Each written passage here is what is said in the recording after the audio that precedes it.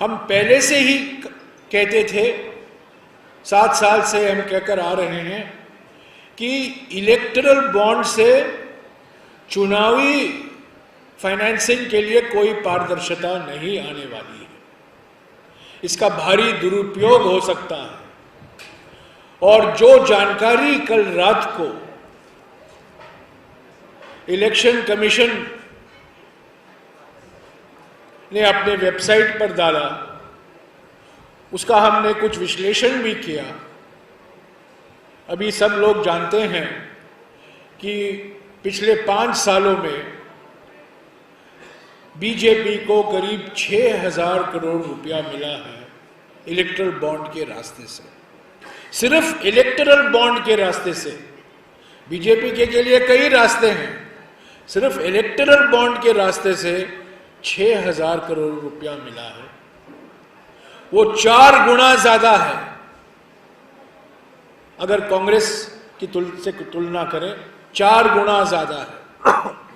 और हमने जो लिस्ट दिया गया है कंपनियों का, जिन कंपनियों ने इलेक्टरल बॉन्ड खरीदी है, उसका हमने काफी विस्तार से विश्लेषण किया है और हम 4 नतीजे में पहुंचे हैं, जिसका जिक्र मैंने आज सुबह भी किया है। इस पर चर्चा हो रही है, मैं उसको दोहराऊंगा।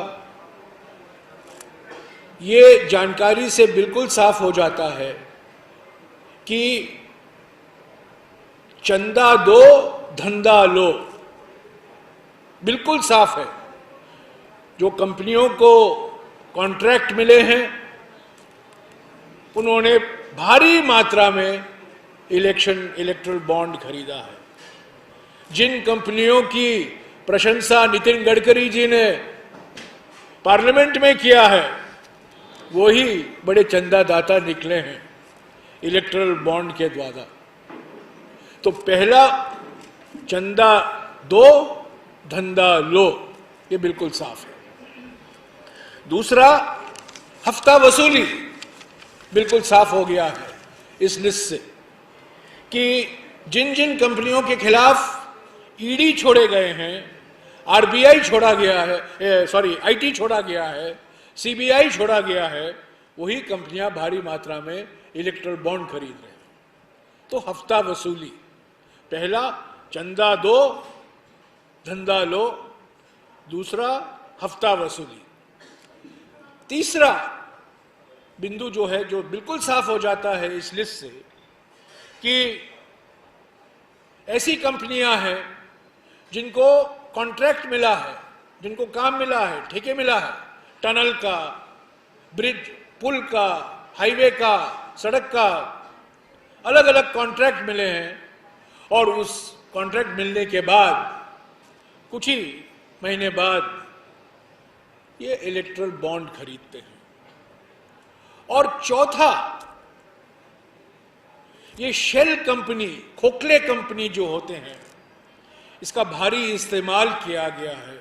इन खोखले कंपनी के असली मालिक कौन है हमें पता नहीं है, हम अनुमान लगा सकते हैं, पर इस खोखले कंपनी के द्वारा इलेक्टरल बॉन्ड खरीदे गए हैं और इसका भारी लाभ बीजेपी को ही मिला।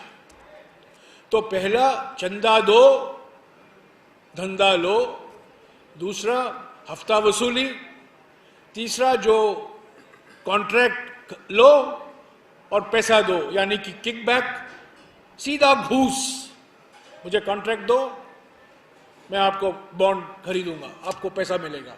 और चौथा, ये जो खोखले कंपनी से चंदा आ रहा है, ये भी साबित हो जाता है। तो सवाल उठता है कि कल की जानकारी के आधार पर आप ये नहीं कह सकते इस बॉन्ड से बीजेपी को पैसा मिला है, इस बॉन्ड से कांग्रेस को पैसा मिला है, इस बॉन्ड से एनसीपी या शिवसेना को पैसा मिला है।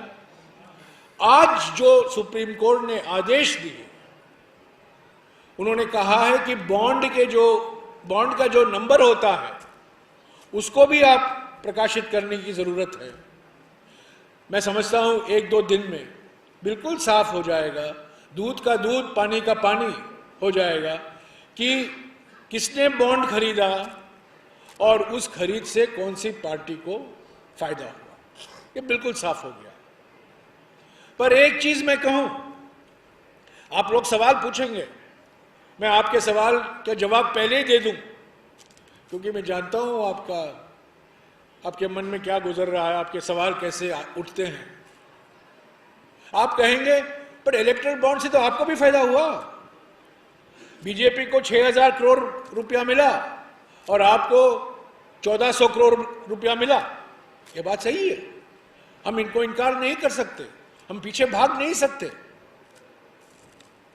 पर एक बात मैं आपको याद दिला दूं, ईडी, सीबीआई, इनकम टैक्स हमारे हाथ में नहीं है।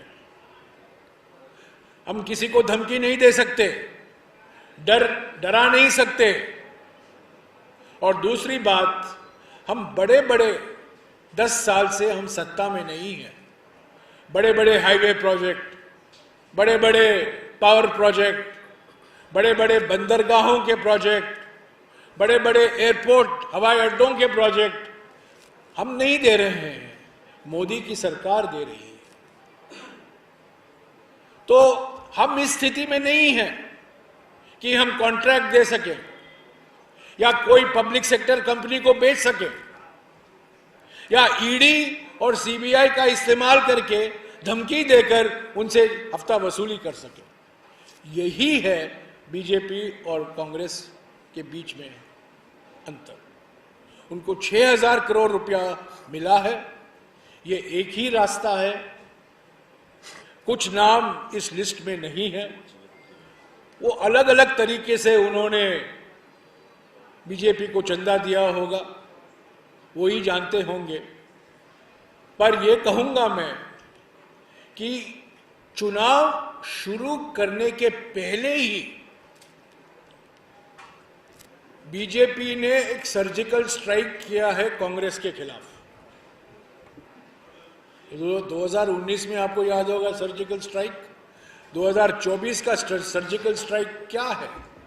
खाताबंदी। हमारे खातों को उन्होंने ठंडे बक्से में डाल दिया है। हम हमारे बैंक अकाउंट ऑपरेट नहीं कर सकते और हमें आर्थिक रूप से अपंग बनाने की षड्यंत्र रचाई गई है। चुनाव प्रचार से लड़ा जाता है, विचार से लड़ा जाता है, पर पैसों की भी खर्ची होती है प्रचार के लिए, मोबिलाइजेशन के लिए, पब्लिसिटी के लिए, एडवर्टाइजमेंट के लिए। कांग्रेस पार्टी को जानबूझकर आर्थिक रूप से अपंग बनाया जा रहा है। कांग्रेस पार्टी के खिलाफ खाताबंदी की जा रही है और यह एक सर्जिकल स्ट्राइक है कांग्रेस पार्टी के खिलाफ।